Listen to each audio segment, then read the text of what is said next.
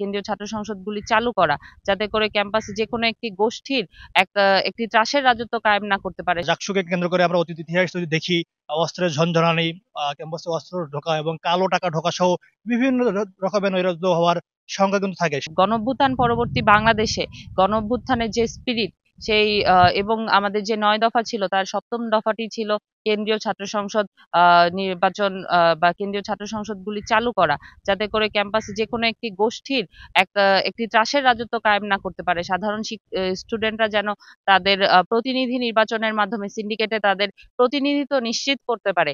সেই জায়গাটি থেকে আমরা গণঅভ্যুত্থান পরবর্তী সময়ে এই প্রশাসন যখন দায়িত্ব নিলেন, তখন থেকে আমরা তাদেরকে আমাদের দাবিটি জানিয়ে আসছিলাম, এবং এই লক্ষ্যে ক্যাম্পাসে ক্রিয়াশীল বিভিন্ন ছাত্র সংগঠনগুলোও কাজ করেছে। মিটিং এ ভিসি স্যার আমাদের তফসিলটি ঘোষণা করলেন।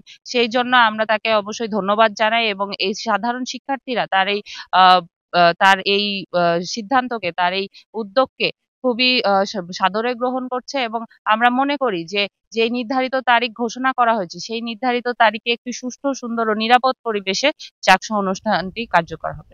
৩৩ বছর পরে জাহাঙ্গীরনগর বিশ্ববিদ্যালয়ে জাকসুর তফসিল ঘোষণা করা হয়েছে, এটা খুবই আনন্দের সংবাদ।